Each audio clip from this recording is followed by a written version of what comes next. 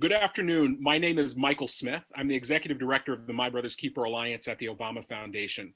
Thank you all for joining us for this critical and important conversation today. The killings of George Floyd, Breonna Taylor, Ahmaud Arbery, and the loss of far too many Black lives to list have left our nation anguished and outraged. More than 1,000 people are killed by police every year in America, and Black people are 3 times more likely to be killed than white people. We can take steps and make reforms to combat police violence and systemic racism within law enforcement. Together, we can work to redefine public safety so that it recognizes the humanity and the dignity of every person. This town hall that we're having today is a part of an ongoing My Brother's Keeper Alliance town hall series. My Brother's Keeper was launched by President Obama in 2014 after the tragic killing of Trayvon Martin. The president launched it in the East Room of the White House, calling on America and everybody to do whatever they could in their power to make sure young men of color knew that they matter and to reduce the systemic barriers that stand in their way and make sure every young person has every opportunity to reach their dreams.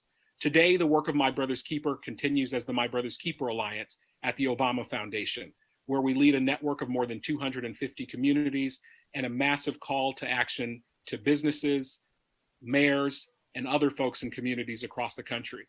Our mission is to build safe and supportive communities where boys and young men of color are valued and have clear pathways to opportunity. We're excited to have President Obama sharing his viewpoints today, but also gathered a panel of local and national experts who are fighting on the ground and who have been fighting this fight for many years. Before we start our program today, I want to acknowledge the lives of George, of Breonna, of Ahmaud, and far too many others by taking a 30-second moment of silence in order to remember those lives and reflect. Please join me in a moment of silence.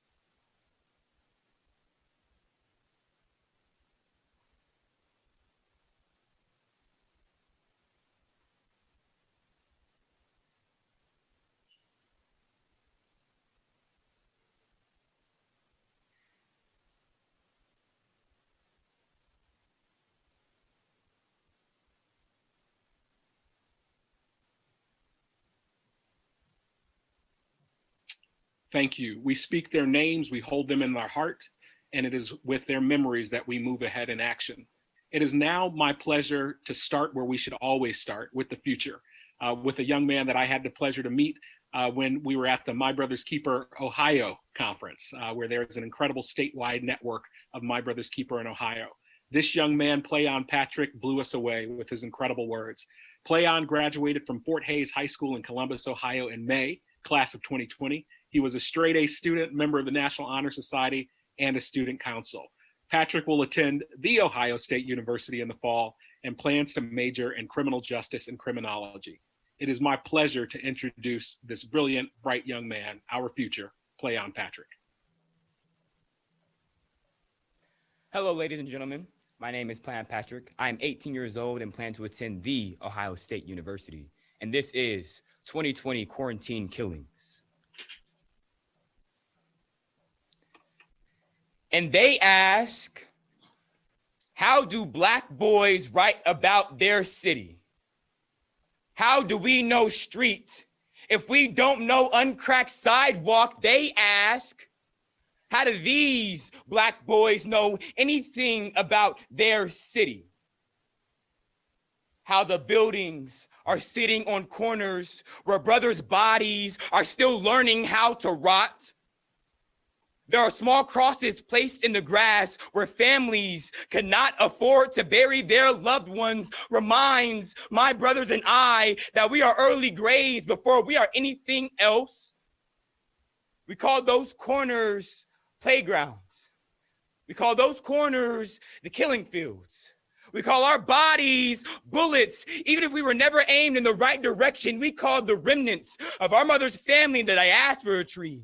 We make a catalog of prayers out of broken hands. We pray for our family tree to make its way back home to this soil. We use our hands to dig the graves we cannot afford. We are farmers of broken Black bodies. We have never known city, never known comfort, never known safe street in any city. We use our feet to walk streets paved by sunlight and ask our shadows if they meant to choose this skin.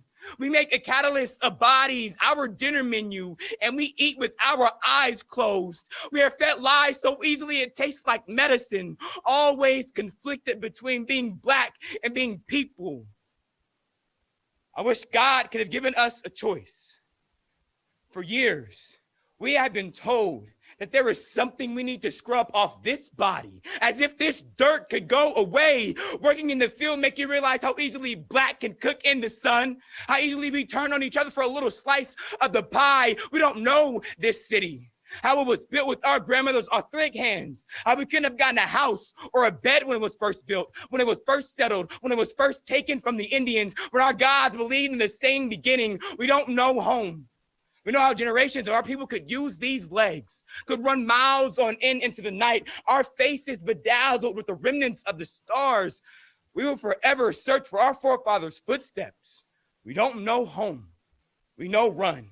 We know this land has never been ours. We know how to fold ourselves into nothing. We know our sweat and tears tenderize this soil. Somehow we make fertilizer for the soul. We know how to make these hands be useful. We are the farmers of every revolution. No country was built without the piling up of dead bodies. This country just happens to be where our dead were dragged and hung up. America, the land of the free and home of the brave. We fought and died for that slogan, right beside our white brothers. And doesn't that make us worth something? Tonight, a riot is the language of the unheard.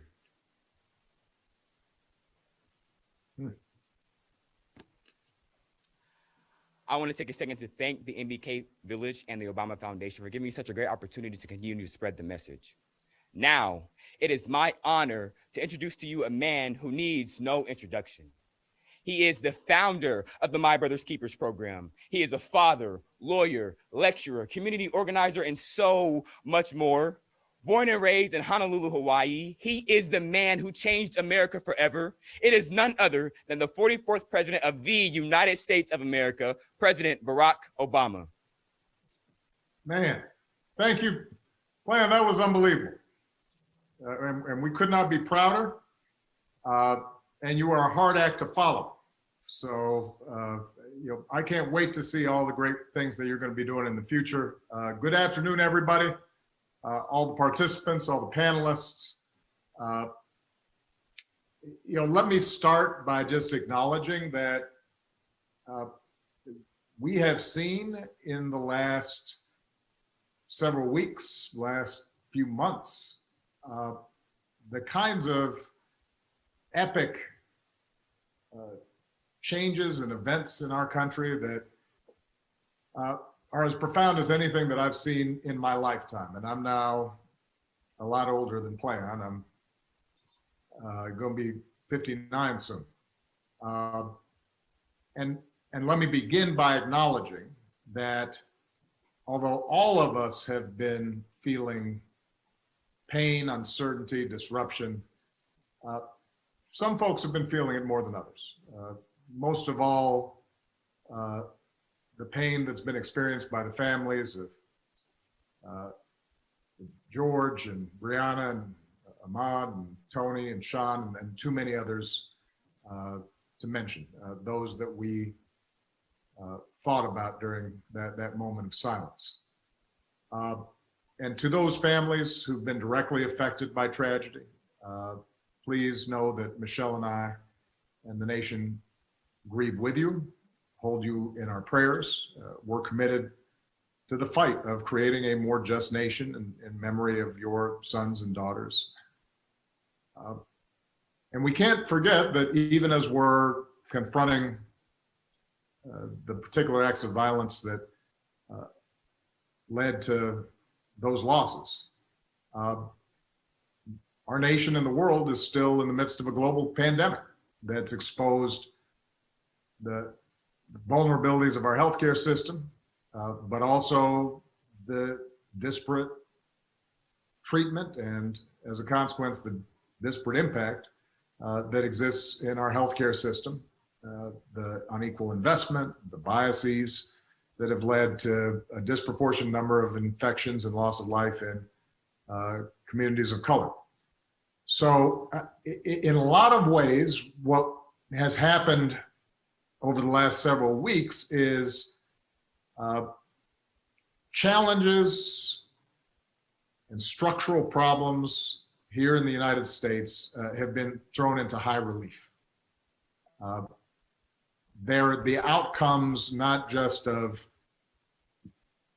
the immediate moments in time, but they're the result of a long history of slavery and Jim Crow and redlining and institutionalized racism that too often have been the plague, this original sin of our society. And in some ways, as tragic as these past few weeks have been, as difficult and scary and uncertain as they've been, they've also been an incredible opportunity for people to be awakened to some of these underlying trends. And they offer an opportunity for us to all work together to tackle them, to take them on, to change America and make it live up to its highest ideals. And part of what's made me so hopeful is the fact that so many young people have been galvanized and activated and motivated and mobilized. Because historically, so much of the progress that we've made in our society has been because of young people. Dr. King was a young man when he got involved.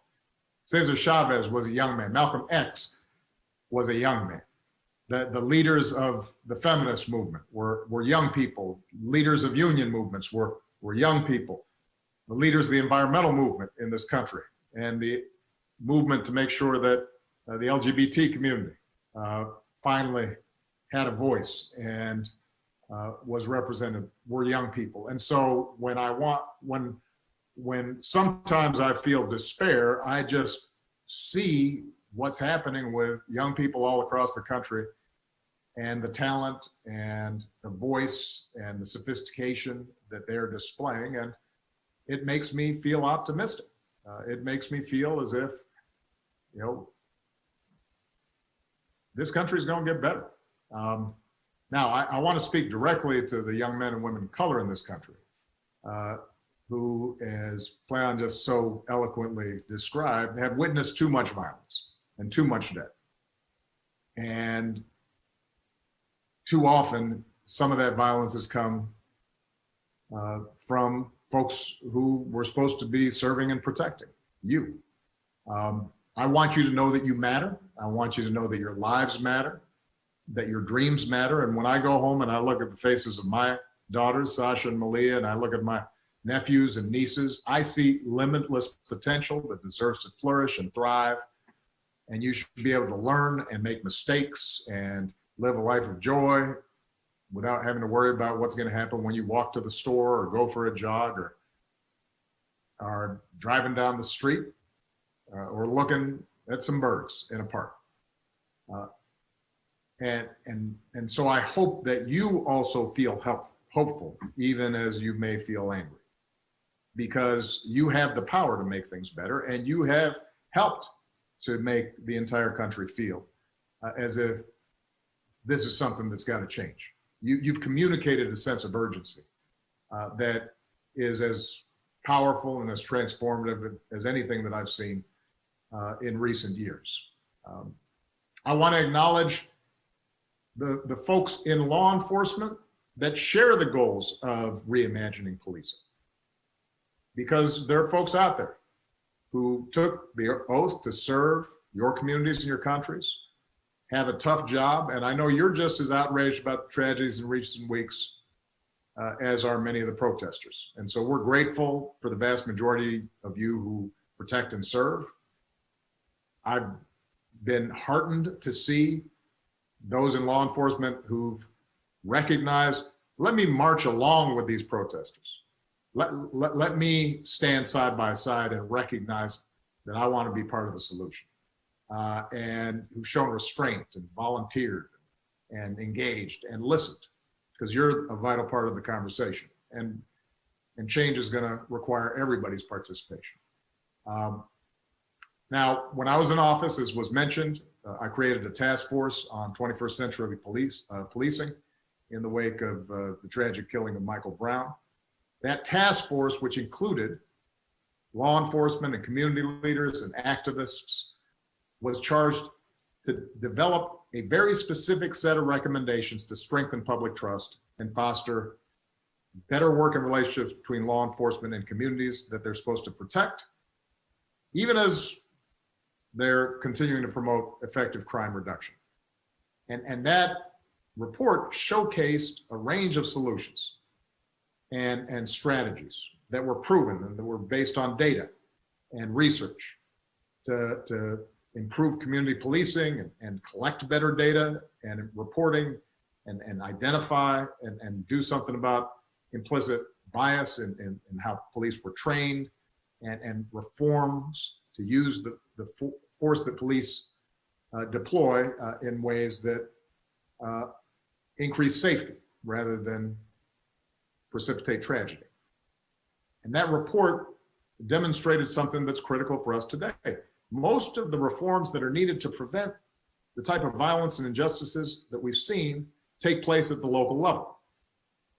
Now, reform has to take place in more than 19,000 American municipalities, more than 18,000 local enforcement jurisdictions.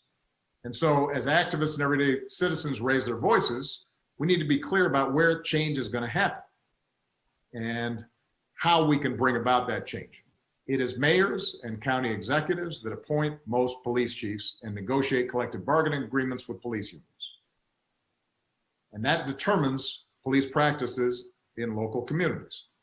It's district attorneys and state's attorneys that decide typically whether or not to investigate and ultimately charge those involved in police misconduct. And those are all elected positions. And in some places, they're police community review boards with the power to monitor police conduct. Those oftentimes may be elected as well. The bottom line is, I've been hearing a little bit of chatter in the internet about voting versus protest, politics and participation versus civil disobedience and direct action. This is not a either or. This is a both and.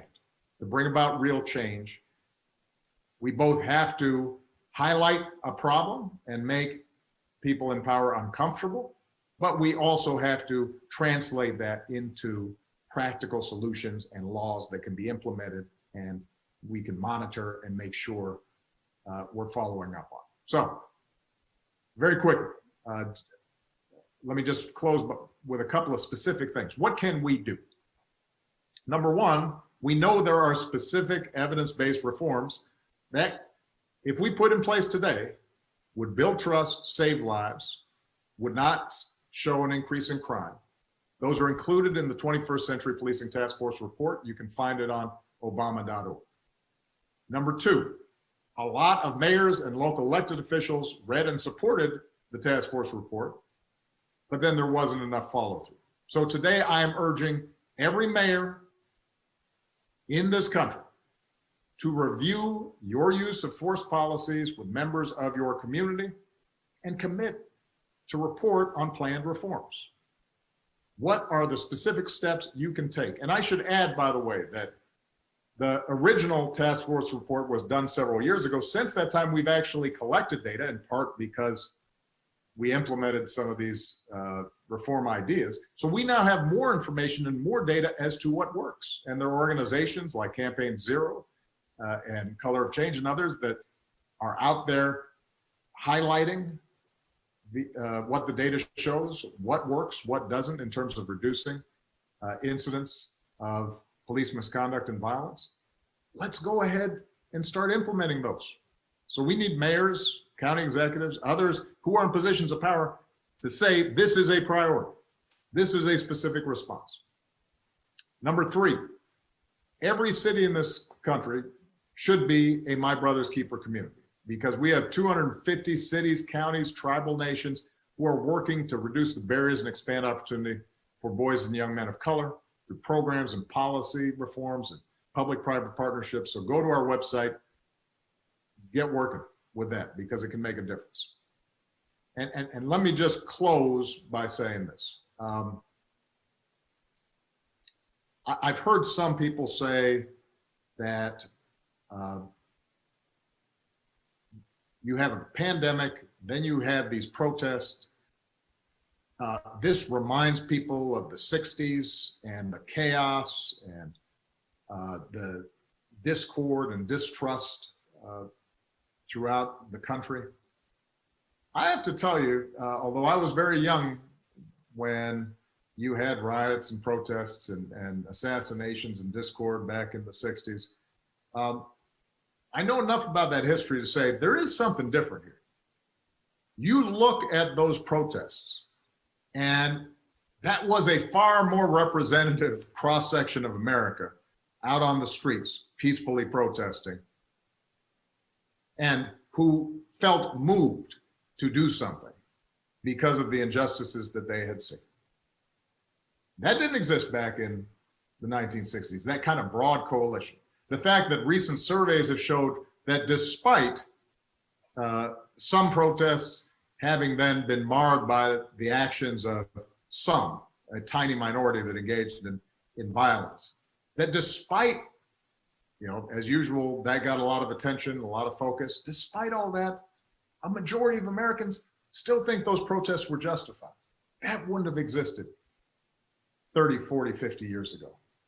There is a change in mindset that's taking place, a greater recognition that we can do better. And that is not as a consequence of speeches by politicians. That's not the result of, spotlights in news articles. That's a direct result of the activities and organizing and mobilization and engagement of so many young people across the country who put themselves out on the line to make a difference. And so I just have to say thank you to them and for helping to bring about this moment, and just make sure that we now follow through. Because at some point, attention moves away. At some point, protests start to dwindle in size. And it's very important for us to take the momentum that has been created as a society, as a country, and say, let's use this to finally have an impact. All right? Thank you, everybody. Proud of you guys. And I know that we're going to be hearing from a bunch of people who have been on the front lines on this and know a lot more than I do about it. Proud of you. Thank you, Mr. President. For everyone that's watching, the President decided he wanted to stay and be a part of the conversation that's going to be led by Brittany Packnett Cunningham with the Attorney General and other leaders. Before we go into that section, I want to reiterate the pledge that the President mentioned for mayors. So if you are a mayor, you can go to obama.org and you can take this pledge. And I also want to announce that several mayors have said, sign me up first, and they have already taken the pledge. Mayor de Blasio of New York, Mayor Lightfoot of Chicago, Mayor Frey of Minneapolis, Mayor Bowser of DC, Mayor Breed of San Francisco, and Mayor Keisha Lance Bottoms of Atlanta, all My Brother's Keeper communities as well. So if you go to that page, you can take the pledge, and we will be posting all the cities and all the mayors that take the pledge. And then in 90 days, we are going to publicly report out who has taken the pledge and the work that's happening to create real lasting change in communities. So it is now my pleasure to introduce a friend, an activist, an educator, a writer, an NBC and MSNBC News contributor, a lifelong activist and member of the Ferguson Uprising, co-founder of Campaign Zero, a policy platform to end police violence, and co-host of Pod Save the People. Previously, she was an appointed member of the Ferguson Commission and President Obama's Task Force on 21st Century Policing. Today, Campaign Zero, of which Brittany is a co-founder, launched the campaign #8Can'tWait, an advocacy campaign to push mayors across America to adopt 8 use-of-force policies that together can reduce police violence by upwards of 70%. To moderate this conversation with President Obama and our other incredible leaders, please welcome Brittany Packnett Cunningham.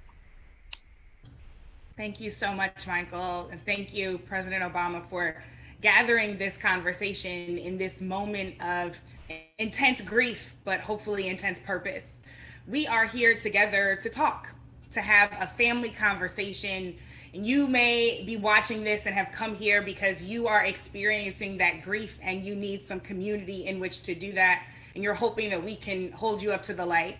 You may be here because, like me, you are girded in the strength of your ancestry, and you know you come from people just like I do, who did far more with far less and are sure that we can win in this moment and everyone after it. However you have come here, why you have come here, we're glad that you're here, because we're here to get honest, to get clear, most importantly, to get to work. So that even the heartening moments of seeing people raise their voices, or even in the moments where a police officer might take a knee, that momentary action might turn into true systemic and lasting change. We have so many brilliant voices that have been gathered. And as we listen to these guests, we'll all be able to better understand how we got to this moment and how we seize our own power to get through it. Before we get started, like Michael, I want to make sure to lift up the names of the people who brought us here, because it wasn't just the former president, though we're deeply grateful. It was George Floyd, a father in Minneapolis. It was Breonna Taylor, a life-saving EMT on the front lines in Louisville. It was Sean Reed, a friend and a brother in Indianapolis. It was Tony McDade, a Black trans man who loved life in Tallahassee, Florida. And though it wasn't from an officer's bullet, we are having this conversation, of course, in the shadow of Ahmaud Arbery, a son from Georgia, and Nina Pop and Ayanna Dior, two Black trans women who were killed by systemic hatred that comes against intersectionally marginalized people in this country every single day. Frankly, there are too many names to list because, as the president has already said, we have been at this, unfortunately, for a long time. So that means that there is indeed work to do, and now we're going to get to do it. So, Attorney General Holder, I actually want to start with you. I was raised always to be an activist. So frankly, if you ask my mom, this is the only life I've ever known. But I came into the work specifically of fighting against the scourge of police violence as it relates especially to systemic racism in 2014, when Mike Brown was killed in Ferguson, Missouri, just a few minutes from my own home. And you came to Ferguson. And as you know, there were thousands, literally thousands of brave and mighty protesters, just like the ones we're seeing outside right now. Those protests and organizers were on the ground, leading for change and making the entire world pay attention. I want to know what you learned from those grassroots activists. What have you carried from those conversations in Ferguson with you through to the work that you did then and that you're doing now? Yeah, well, it's good to see you again. And thank you, President Obama, for convening us here today. You know, I remember back in 2014, I remember meeting with the president. We were on vacation and talking about whether or not I should go to Ferguson. It was a risky thing. Didn't know exactly how people would react to my presence, but we made the determination that I would go. And I think the thing that struck me the most was there were a few things that really got me. I mean, there were young people who were there and who were unbelievably impressive, who were in a lot of ways directing the actions that you saw on the streets. You saw a community that was in anguish, and there was a commonality with regard to the things that they were concerned about. I was really struck by the fact that people consistently talked about the way in which people of color were unfairly treated by the criminal justice system. And there was a genuine desire by people to make things better. It wasn't all about just complaining. There was a genuine desire to work, to make things better. And I left there actually heartened by what I saw, both in terms of the reaction that I got. People were extremely respectful, and I thought we had good dialogues while I was there. But I also left with the notion that if we invested some time, if we invested some federal resources, that we would be in a position using the great leaders that we met there, those young people who we met there, to make life in Ferguson better, and then use that as an example of what was possible in the rest of the country.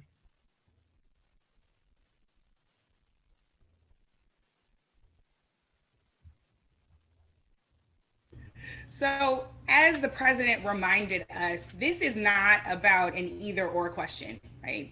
One of my favorite things to remind people, as President Obama has already done, is that this is not about policy or protest.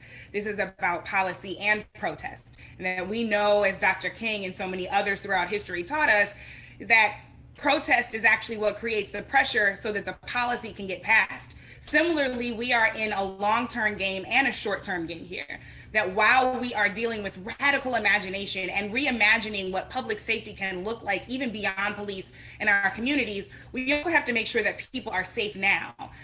In your role as Attorney General, you did a lot of that work in addressing people's safety right now. So can you tell us what you learned that was instructive for this moment, particularly as you engaged in pattern and practice investigations and consent decrees if situations like this happened in communities and once we saw the kind of uprisings that we did all over the country when you were still in office? Well, I think one of the key things that people have to understand is that there's not a tension between justice and having fair treatment and public safety. You can keep people safe and also have a better, more equitable criminal justice system. I mean, I'm not going to get too boastful here, but, for the first time in 40 years during the Obama administration, we reduced the number of people who were incarcerated in the federal system and also lowered the crime rate. Again, there is not that tension. You can make things better in terms of community and police relationships and keep people safe at the same time. And so what we tried to do was come up with ways in which we could look at what we thought were the problems in the criminal justice system, and with regard to how policing was done, address those, involve the community in those efforts, engage law enforcement in those efforts, bring them together in forums so that they could get to know each other, understand how difficult it is to be a police officer, understand how communities of color have had to deal with unfair law enforcement practices over the years, bring people together. And it was through that, through those kinds of meetings that we were able to formulate the policies that ultimately led to the 21st century proposals. And then the other things that we did, bringing pattern and practice in investigations, using the power that we had under the civil rights statutes that we were able to enforce. It was for me the highlight of my time as Attorney General. It was given the opportunity to get into communities, to affect positive change, to bring and establish relationships between, again, people in law enforcement, people in communities of color. That was, I think, in some ways, what I'm most proud of, and it laid, I think, the foundation for future work. But I would always emphasize this: that young people, that's our audience here today.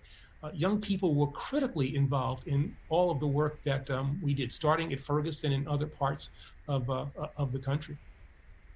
I want to ask you one more question before I move on to our next speaker. At Campaign Zero, we believe we can live in a world where the police don't kill people. So many of us are really trying to engage in radical imagination to imagine what our communities look like I said, even beyond police, even looking at a moment where we don't even have traditional systems because our communities are so healthy from the ground up. When you think about your most radical dream for what is possible, your most radical imagination for where we can get to as a community and as a people, what is that dream?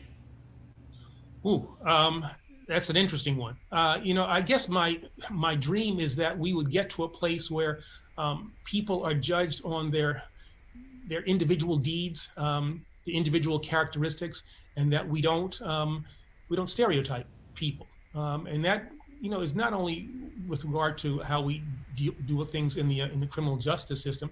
I think we make a mistake if we think that the criminal justice system exists separate and apart from the greater society. The issues that we face in the criminal justice system, inappropriate uses of force, implicit bias, whole range of things, those grow out of the same kinds of problems that we see in the larger society. And so we've got to deal with problems, that are more systemically, more society-wide, if we want to actually deal and be effective in bringing about needed change with regard to the criminal justice system. So, I would hope that we get to a place where, discrimination is no longer a factor in the lives of people of color.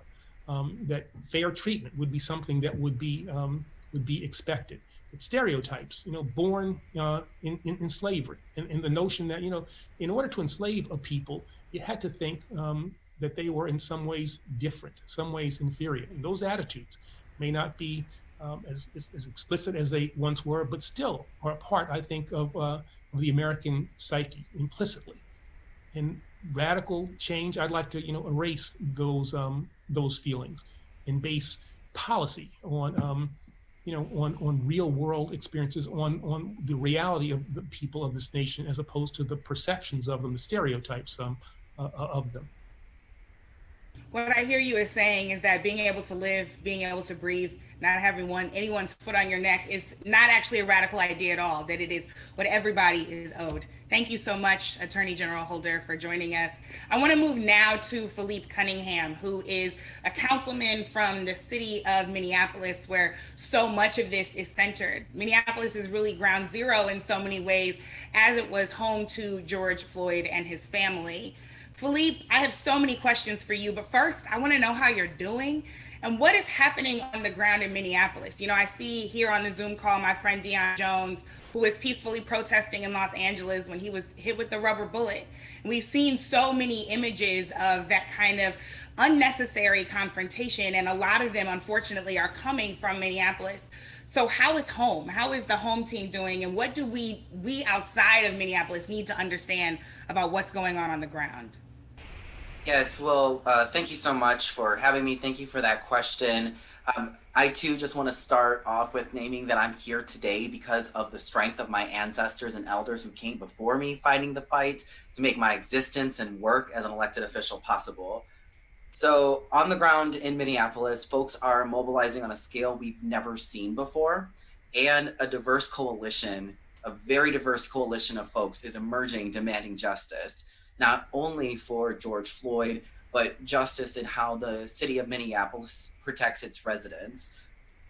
What we are seeing right now from folks on the ground in Minneapolis and across the country is generations of trauma and rage at the violence bestowed on the Black community and the disinvestment of the Black community by the state at every single level of government. And I'll just add that I myself, as a Black, queer, transgender man, I too live firsthand both the trauma and the trauma that I have to carry around experiencing and witnessing state-sanctioned violence, as well as the generational trauma of my ancestors who survived slavery. So seeing all of this, layering it on, what's interesting about the fact that all of this has really been ground zero in Minneapolis is that we are an incredibly progressive city. At the same time, we are also the city that has the most significant racial disparities between white and Black folks in the entire country across every indicator of quality of life. So this has just been boiling under the surface. I've been in office now for 2.5 years. And within my first 2 years, I had to deal with 3 officer-involved shooting deaths in my ward alone, including one that was a suicide by cop. The trauma from those incidents doesn't just dissipate because the legal system deems their deaths justified. The evidence is clear overall. President Obama spoke to the data that we're starting to see. Over-policing, criminalization, and mass incarceration have not kept our communities safer.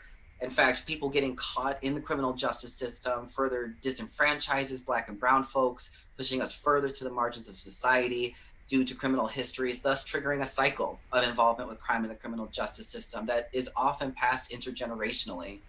So what we're seeing on the ground in Minneapolis is folks saying enough is enough. And our system is obviously broken, and it's time for a new system of public safety in our city. Over the years, we have heard from folks who believe that the solution is simply adding more police officers. And we've also heard from folks who are reformers who want to advocate for incremental change. But even those voices right now are waning because our whole city has seen for the past 3 nights that we have the ability to keep ourselves safe and our community safe. So you ask how I'm doing, I'll say I'm a little bit tired because I've been up all night with my community, organizing my community very closely with folks on the ground to post up patrol, because Minneapolis Police Department nor the National Guard were showing up to protect our homes and our small businesses. We're seeing large scale protests, what folks are seeing on the media right now, the protests and riots in South Minneapolis, we see that. But in North Minneapolis, the historically Black community in Minneapolis, where I represent, we've been dealing with far right-wing and white supremacist groups terrorizing our community by burning down Black-owned businesses. So we've come together, protected our own community, and now it's time for us to systematize community-led safety strategies and make them sustainable. For so much that you said, and couldn't agree with you more on all of it. I want to hold space for the intersections of your identities and the way that systems particularly impact you and other folks in your community, because that's such a critical part of the conversation and we cannot allow it to be erased. Secondly, I want to acknowledge and agree with everything that you said about the fact that we save us and we can continue to save us, that we can actually, as I've been saying, imagine this beyond our traditional systems and figure out how we protect one another and how we build up strong communities from the ground up, because we are more than capable no matter what anyone else says. So that's actually what I really want to ask you about, because as an elected official, you are playing a role in a traditional system, but you're also having radical imagination about what's possible. We know that budgets are moral documents, and we know that as we see some cities investing more in policing, they are divesting from housing and jobs and the things that keep people well and keep their needs met. So how are you thinking about the demands that are coming directly from grassroots activists and enacting the most imaginative and bold, even though, as we said earlier, they should just be the things that people receive? How are you thinking about enacting those things, and where does Minneapolis have to go to ensure that everybody there is not just living in a liberal city, but that they're living in an equitable city? That's right. Thank you for framing it that way. So when I talk about the work that needs to be done, what we have seen is that a lot of reform efforts that have been implemented, we had tremendous leadership from our former mayor, Minneapolis Mayor Betsy Hodges, who came into office unabashedly demanding major overhauls in the Minneapolis Police Department. She appointed the first woman police chief, who is also Native, and the first out LGBT police chief. Every officer was trained in procedural justice and anti-bias training. A community engagement team was created. Then she appointed our city's first Black police chief, Chief Arredondo, whose vision for what's possible for policing is inspiring and what we would all like to see for policing. But even with all of that work, many officers have been in all but open revolt against these efforts, with their grievances being aired by the Police Federation. So when we take a step back and look at the big picture about what does it mean to keep our community safe, we have to be thinking about it from a different frame, a different paradigm. We know that the system of policing is rooted, it's founded on and rooted in white supremacy, in a history of slave catching. And so as we're trying to do this work of reforming police culture and the institution of policing overall, we have to get serious about investing in new alternative systems of public safety that are rooted in justice and our community. We have a paradigm for this. It's the public health approach to public safety. So thinking about violence as a disease that spreads, as a contagious disease, it spreads interpersonally and it spreads intergenerationally. And so there are evidence-based strategies.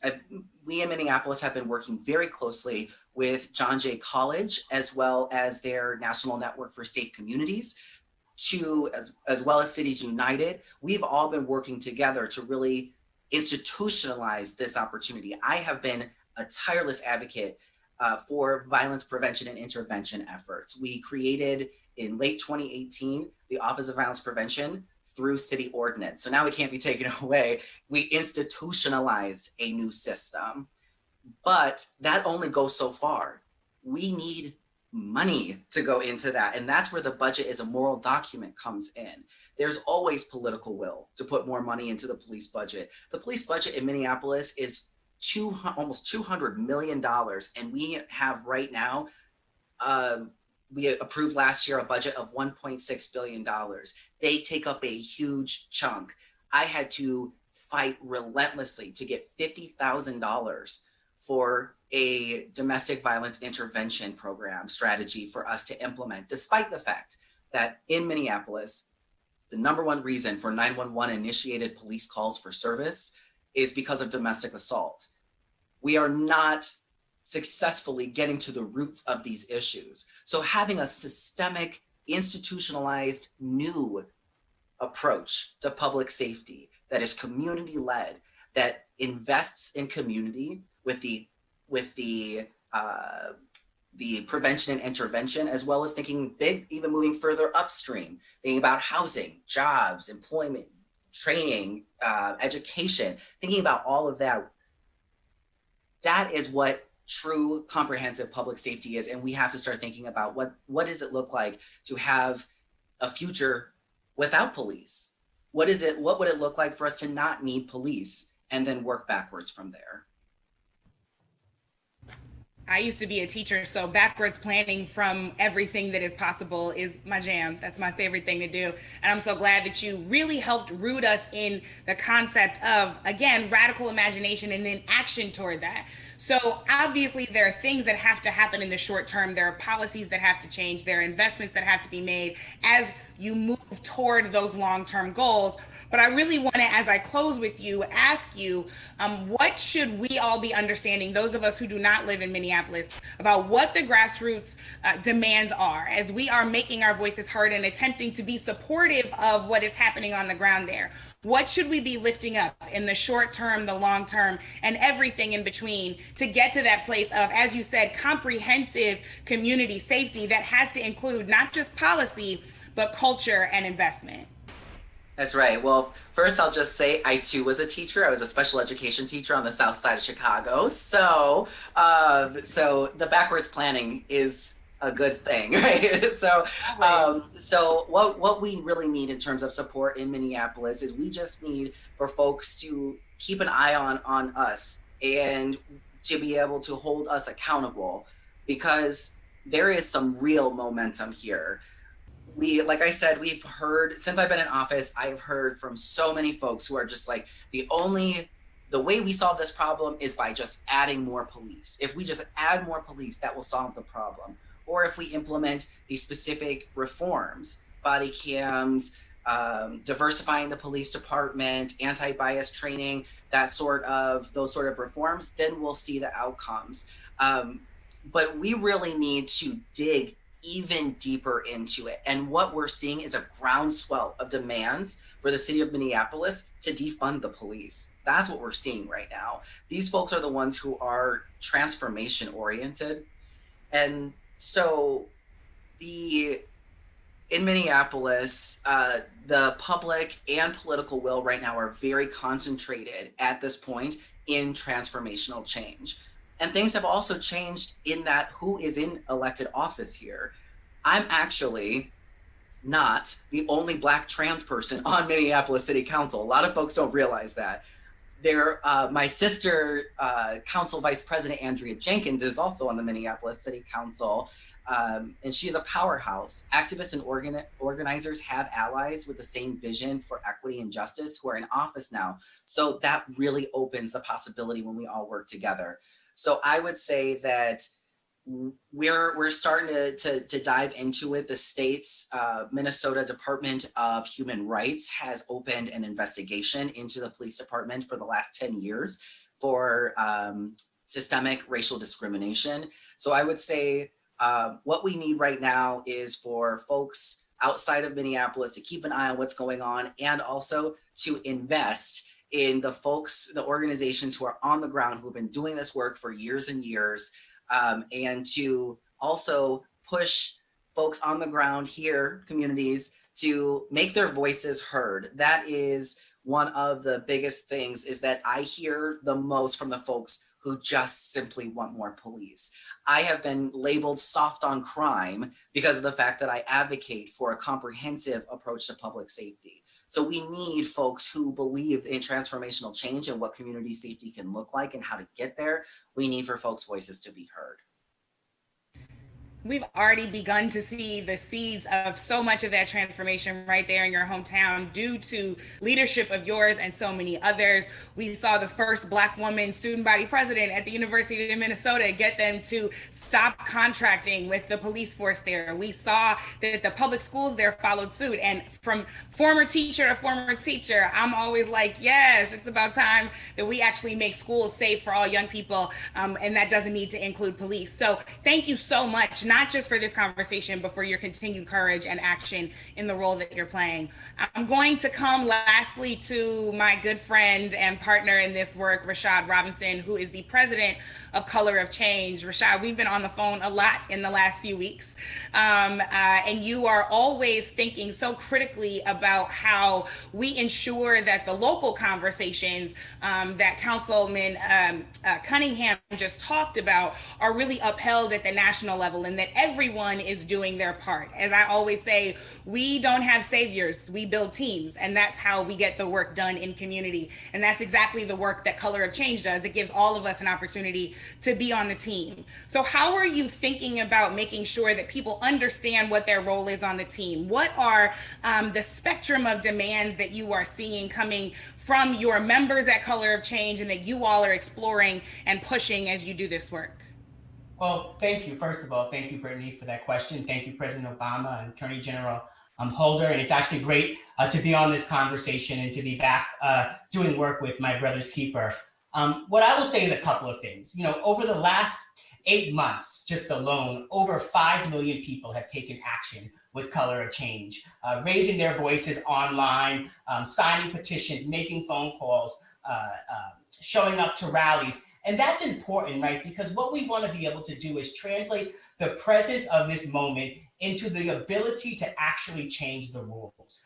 And sometimes those are the written rules of policy, and other times those are the unwritten rules of culture. And I want to talk about both, about why both of those things are critically important in this moment and why we have to channel strategic action to actually get things done. No individual alone is going to work to change systemic racism in all the ways that it impacts our society. Racism is like water pouring over a floor with holes in it. It will find the cracks. And so we constantly need to figure out how are we shoring up the systems that will have cracks in them and building new systems for the future. And so on the written rule side, we are very much focused on how do you give people in that moment something clear to do, pushing for justice when justice needs to be served, but recognizing that we've got to move people up a ladder of engagement because none of the families simply want justice for their own family. They recognize that the long-term rules need to change. And when it comes to policing, there is so much that happens at the local level that we have to pay attention to. The other speakers talked about it. And so we need to be focusing that energy on local policy, pushing to change local practice. And the difference between policy and practice is sometimes we change the laws, but we also have to change the people who implement those laws. And then we think about the work at the federal level. And we've got to change all of the ways in which money from the federal level incentivizes and disincentivizes certain types of action. And part of what we try to do at Color of Change is point people at those strategic things to do, building sort of the energy and helping to describe for people how to do it. You know, a couple of years ago, in the height of the work to, challenge police violence, we came up against district attorneys and state's attorneys that we simply did not have the ability to move. We would show up, it didn't matter if we had 10 petitions or 10,000 petitions or 100,000 petitions. They were not nervous about disappointing our community. And so we recognized we had to help the community better understand the role of district attorneys. We had to build more energy because district attorneys could operate without public pressure. These are executive level positions that can have a large amount, the sort of most powerful actors in the criminal justice space. So we built the only searchable national database of prosecutors in the country called winningjustice.org. We worked with folks in Hollywood like Common to develop an animated video that describes the role of district attorneys for everyday people so people can understand how district attorneys operate. We worked across the movement to get folks from big organizations to local grassroots organizations aligned around 6 clear demands that we could take to get people talking about treating kids as kids, reducing and ending the use of money bail, changing, sort of reducing, increasing transparency. All of these things are critically important to sort of winning justice long-term, right? We have to change the role of prosecutors, and we have to change what the public expects from prosecutors. We have to change the way that the public thinks about criminal justice. And that kind of leads me to the cultural conversation. Because for the last 20 years, basically, kind of with a couple of blips here and there, violent crime has steadily went down in our country. But according to Pew and everyone else, Americans think that violent crime is going up. And so we have a deep gap between perception and reality. And that makes it much harder when we are trying to do those critical things that the councilman talked about in terms of reducing police budgets, in terms of actually ensuring that we're investing in education and mental health and jobs and all the things that we know that communities that have reduced the need for law enforcement, they don't need as many police. And so because the public has been inundated with images that makes us believe that violent crime is right around the window, right around the door, we've had to build a program. And through our work at changehollywood.org, through our efforts, we worked with USC to do a whole study of crime TV shows. And now we're working in writers' rooms to push and change the content and the storytelling. So one of the things that we looked at was all of these crime TV shows that are covered in cities like Chicago and New York, very diverse on air. And then you look at the writers' rooms, and all the writers' rooms are all white. Folks with no sort of connection to the community, no skin in the game on sort of the impact of the images that they're portraying, constantly putting sort of black faces on the criminal justice system, a sort of magical world where Black and brown people exist, but racism doesn't. And we have to really work to sort of change that. And part of that activism is the work that we have to do, because if we're going to get to the place where the narrative changes enough for us to achieve the type of policy changes that are needed, we have to change the story. And I want to say that far too often we tell a story about Black communities being vulnerable. And we'll say things like Black communities are vulnerable when Black communities have been under attack. Black communities have been targeted. Black communities have had a history of being fleeced, of being underinvested. And all of those things are not about being vulnerable. Those are things about being on the chopping block. And so when we work to change that story, we can accomplish so much more. I have one very brief question for you, because I know we have to wrap up now. People keep asking me this question, so I want to ask you, and maybe you can give me some tips. Is this moment a game changer? We've been in this work for a while now. Many people have been in it for even longer than us. But is this moment a seismic shift in what's possible where we see ourselves right now? You know, I think it's a great question, because I think that we want fast food. We want things that are quick, and we want things that are easy. And progress and justice is not easy, right? The thing about inflection points is that they present the possibility for huge leaps forward, or they actually present the real threat for us to go backwards.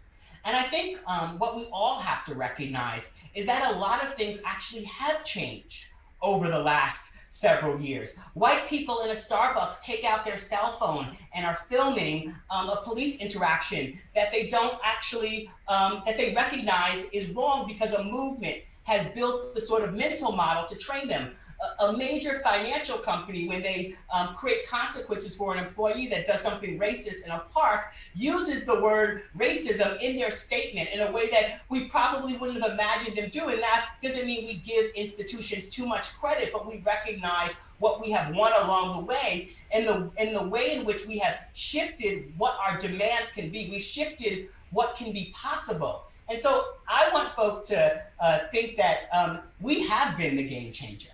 The game has continued to change. And the deep level of pushback that we can continue to get from forces is an absolute result of the power that our movement is building. Make no mistake, it doesn't mean that progress is a straight line. But I want folks who are coming into this movement to not come into this movement thinking that they've got to fix a movement, but that they've got to put on their armor and join us. They've got to follow the institutions that have been driving and making so much change. And then they've got to add their creativity and their interest to what we are doing. But we have been winning. And so much of the reaction to what we are seeing is a result of the progress that I believe we are making.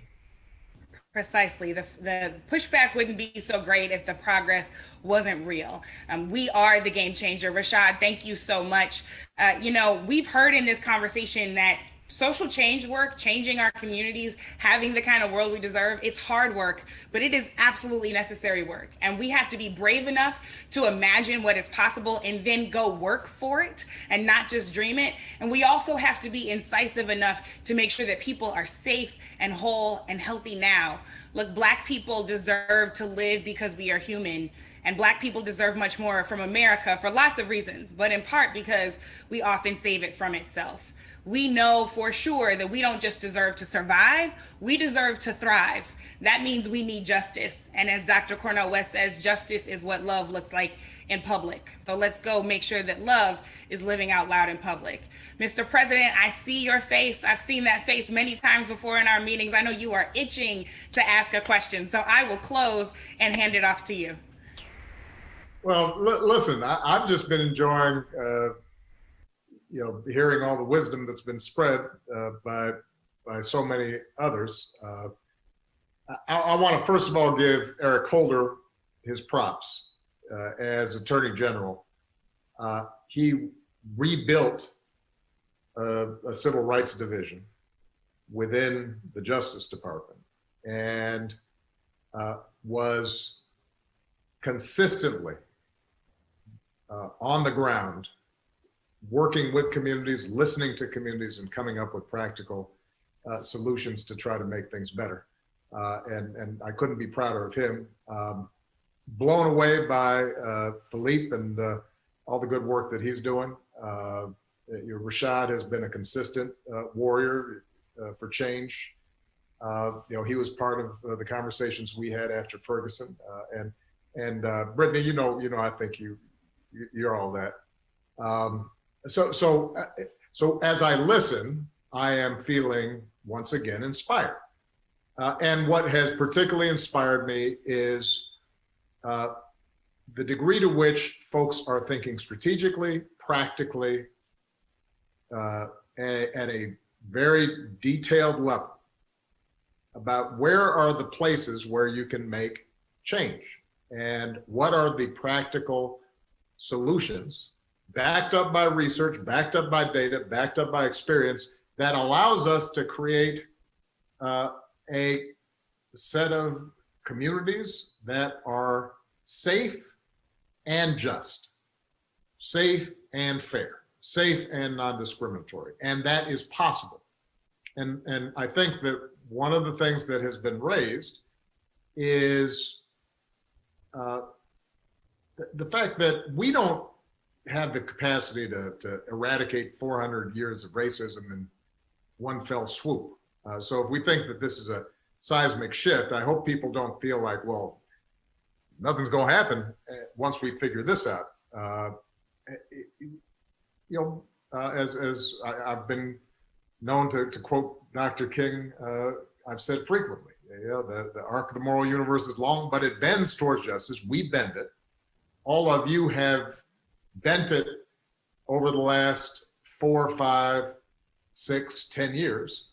And we are seeing the fruits of those labors in the degree of awareness that is out there. Look, think about some of the people who have unequivocally spoken out against what happened in Minneapolis. I mean, you have, I just saw Jim Harbaugh, sorry, I know we got, the Ohio State contingent here, but you got Jim Harbaugh, the coach of Michigan football, marching today. That's not something that was happening 5-6 years ago, although Jim I know, and he's been on the right side of this issue for quite some time. You have unlikely participants because all of you have worked so hard to raise awareness. That's the progress that has been made. It doesn't mean everything's been solved. The only question I think maybe might be worthwhile for me to throw out there, even though I've read enough of the literature to have a pretty good sense of what the answer is going to be. Brittany, you mentioned that Campaign Zero has put forward 8 Can't Wait. We've talked about the 21st Century Task Force report. It'd be useful maybe to just tick off very quickly. What are the 8 things that are the 8 that Campaign Zero is promoting? Because for a lot of people who are watching, they may be surprised that some of these things are practical and could be implemented quickly.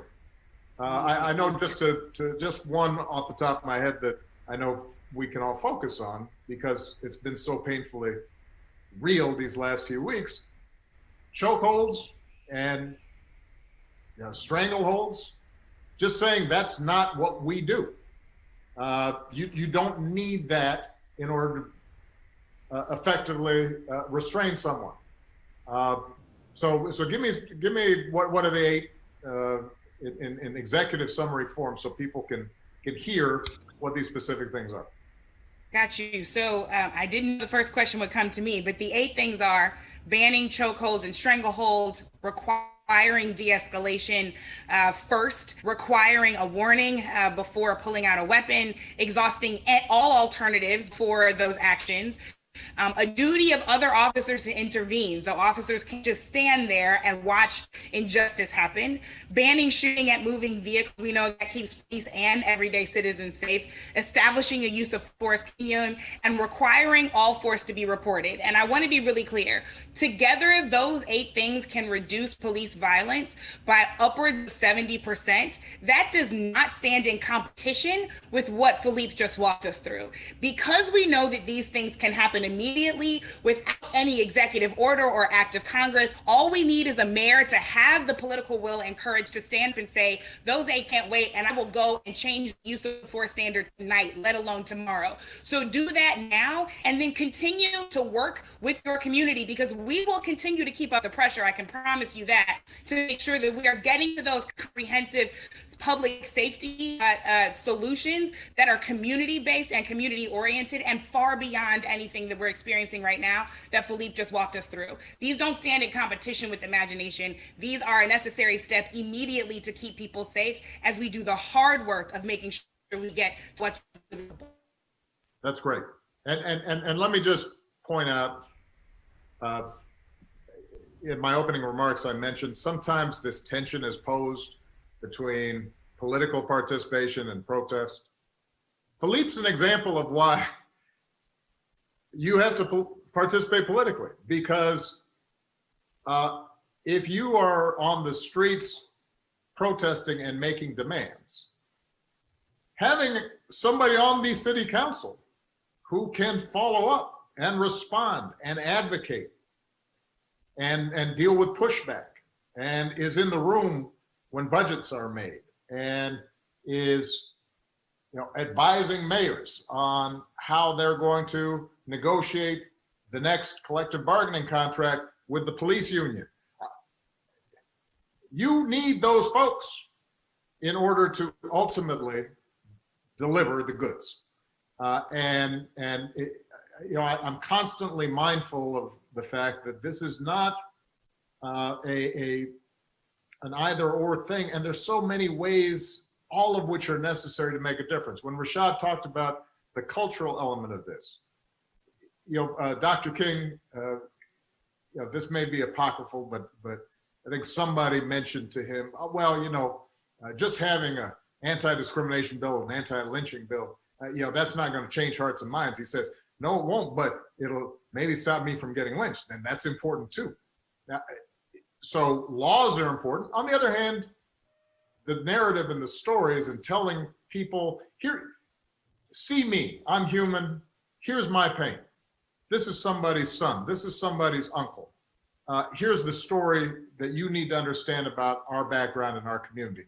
How do we break down stereotypes, as Eric Holder eloquently talked about? That's the work of a lot of people. So some are going to be on the streets protesting. Some are going to be running for office. Some are going to be writing. During this week, I picked up and reread The Fire Next Time. It is frightening to notice how James Baldwin can lay out a reality 50 years ago that sounds like it was written yesterday. And that's activism, that's work, that's participation. So I worry sometimes that, as we debate strategies, people start thinking there's one way of doing things. We all have a role to play, we all have a part. The more specific we are, practical, in the short term, as well as visionary in the long term, the better off we're going to be. But with that, I'm going to be quiet because you don't need to hear from more old head stuff. But I just want to say how much I appreciate all of you. And Michael, I'm assuming that the conversation is going to continue. Yes, sir. Let me go ahead and jump in and thank Brittany for the masterful moderation and for all the wisdom and hard work that was on display. I'm now going to turn it over to our Deputy Director for Network and Partnerships at My Brothers Keeper Alliance, Nicole Fields, who's going to take a couple questions from our MBK communities. So not everyone watching has an opportunity to ask questions, but our MBK communities do. So that's another reason you should become an MBK community. So Nicole is going to pose a couple questions, but we will get you out of here by 6:30, everyone. We realize that we've been on for a while, but we will be sending resources afterwards. We've also created a Google group so we can continue this conversation there as well. So Nicole, let me bring you on to field those questions. Thank you, Michael. Thank you, Brittany. Thank you, President Obama. Really powerful conversation, tons of great questions. As Michael mentioned, we can continue this conversation. So if we don't get to your question, do not worry. We can continue this conversation in our Google groups. I'm going to take the first question from our young people. Play on Patrick asks, this question is directed at Councilman Cunningham. How have the media's portrayal of frequent violent riots in Minneapolis affected your efforts to promote the work of protesters, activists, and elected officials pushing towards a self-sustaining public safety system? Yes, thank you for that question, Playon. So, So, the media's portrayal of hyper-focusing on the violent protests or the violence and the rioting happening during the protest really pulls away from what is actually happening. The real story of the trauma and the pain and the reason why folks are out on the ground doing the work, why we are traumatized as a community, why we are doing this work together. So the media is looking for a sensational story, and talking about the public health approach to public safety is not that sexy. So it's easier to be able to pick what's happening right now, make that newsworthy. And so what it does is it's distracting. It's distracting from the voice of the folks who are on the community, who have demands, who have a clear vision. It's distracting, it's pulling away from their voice and centering them. The folks who have been on the ground nonstop for years, some folks in their cases for decades. And so I want to make sure that I've been all over the media. I've been fortunate that folks have been reaching out all over the world, and I keep hammering home. Everybody wants to talk about the the riots and, you know, the violence and, you know, everything that's happening. But I always redirect it back to, it is possible for us to build alternative systems to public safety outside of policing. It requires political will, it requires investment, and we are already doing it and it works. And so trying to constantly bring it back to that is really what I think it's important, that we have messengers who have the platforms, the bully pulpits, as we say in politics, have those platforms to be able to speak that. We have to keep pushing it and not let media distract us from really the point, which is justice. Thank you, Councilmember. Great, well said. The next question actually was asked, a few folks asked this same exact question, and I think any one of our panelists can take this. What advice can you give to mayors to honor protesters' demands for more police accountability and less brutal and racist practices while supporting their police force and maintaining broad public confidence? Folks have been asking, how do we change these accountability measures while also confronting police unions who have invested in our elected officials? You know, I'm going to take a stab at something just because I think it's illustrative. It doesn't answer the entire question. When I was in the state legislature back in Illinois, we passed one of the first, if not the first, laws dealing with racial profiling in traffic stops. And there was no way to get that passed without support of the FOP, the Fraternal Order of Police, the primary organization of the police unions. And the argument I was able to make to them was that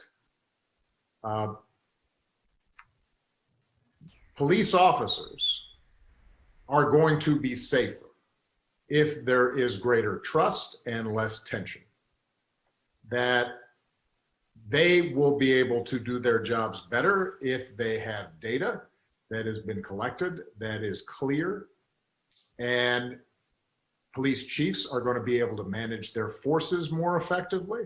They will be less distracted by things that don't require an armed response, and they can refocus attention in ways that are good for them as well as the community. And it took a long time to make that argument, and I'm sure that there are rank and file members who didn't believe it. But in fact, after we passed it, we started being able to collect data on that issue, and we were able to get them to go along. Now, how responsive the police union is going to be in any circumstance, you know, it's going to go city by city, and it's not easy. But I guess the point I am making, and Eric Holder, if he's still on, may want to chime in on this. I do think there is police leadership that recognizes the need for change. But changing culture is hard. And sometimes the dynamics within the unions themselves are difficult. And, you know, and sometimes there's that sense of we need to close ranks even though we know some things are messed up. And so finding ways to listen and recognize that they have a tough job, but also then insist that this is what we need to do. We're going to do it. We'll work with you to figure out how to do it. So when Brittany talked about the 8 can't wait, you should have a dialogue to find out what specific things are a problem with not having to choke somebody, particularly when they're already in handcuffs. What is it that you think is a problem? When you force people to articulate what it is that they object to with reasonable demands of the sort that have been outlined, a lot of times they come up empty. But you have to engage in that conversation. And I think that it's possible to get that done. At the end of the day, though, if you don't have the political pressure to do it, they will resist. just because the status quo always resists without some pressure. And that's why it's so important, both for the protests and for the follow-up that people like Councilman Cunningham can apply. Great. Thank you, President Obama. Next question. I'm going to take two more. This question is coming from Dr. Jim Bostic in Yonkers, New York. First, he thanks our panelists and says his question is, how do we effectively integrate the generational differences in age and history often see develop between our younger generation and those of us who have been in this fight for many decades in such a way that we respect each other's ideas and approaches to dealing with institutional racism in our respective communities and not diminish the role and the will of either? So I'm going to say I'm going to have to call it here. This will have to be the last question, and I'm going to ask one of our panelists to take that and try to give us a 90-second response. While you're thinking of your response, I just want to say how grateful we are for Dr. Jim Bostic. Yonkers is one of our MBK impact communities that is doing extraordinary work on the ground in Yonkers and in the prison system in Yonkers as well. So who'd like to take that question with a quick response? Well, I'd say this, there is the need for young people to work with people like myself who have some years behind them. And the arrogance of youth cannot be the determinant. The arrogance of age can't be a determinant. There is wisdom through lived experience. There's idealism that young people possess in abundance. And it's a combination of that idealism with that experience that I think makes the most effective movements. People who are older have to understand that young people have always been at the forefront of positive change in this nation. I mean, the founding fathers were really young people. The oldest Federalist was George Washington. He was only 44 years old. Richard Pryor used to say that you don't see many old fools. And so I think young people need to understand that as well. You don't get to be 60, 70, 80 years old without having navigated a whole series of things that's worthwhile. And you have things as a young person you might want to test, theories you want to try. Older people can say, well, I've experienced this and this is why this theory is not going to work. So it is a combination of the two, and a lack of arrogance on the part of both that ultimately can create a coalition that can be successful. Thank you, Mr. Attorney General. Mr. President, before we wrap up, any final words? No, just keep working and stay hopeful. As I said, this is a moment, and we've had moments like this before, where people are paying attention. And that doesn't mean that everything will get solved. And so don't get disheartened, because there's a marathon, not a sprint. But the fact that people are paying attention provides an opportunity to educate, activate, mobilize, and act. And I hope that we are able to seize this moment. I hope the mayors across the country who have either been watching or hear about this take that pledge to start immediately implementing some steps that can make a difference.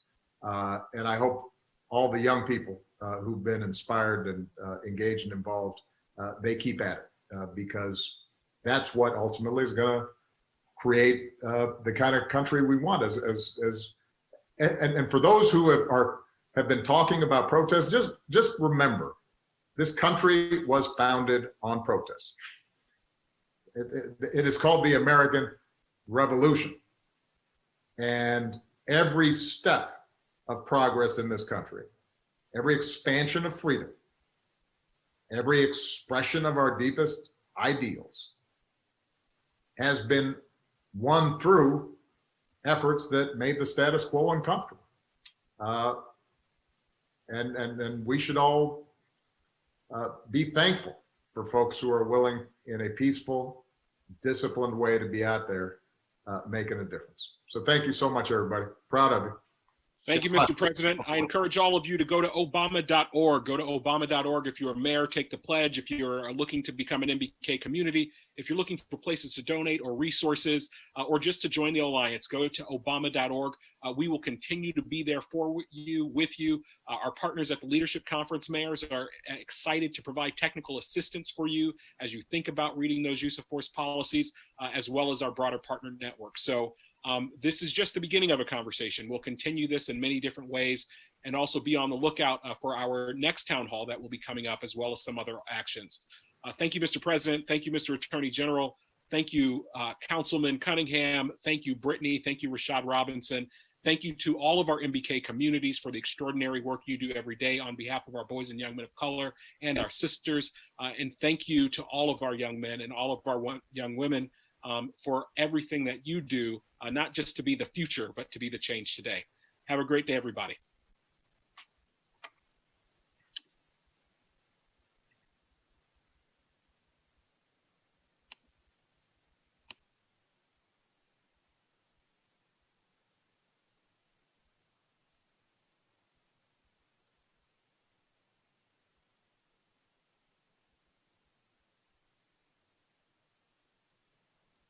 It's in the vicinity of the space station and attached to the space station. So that was a huge learning curve for crew.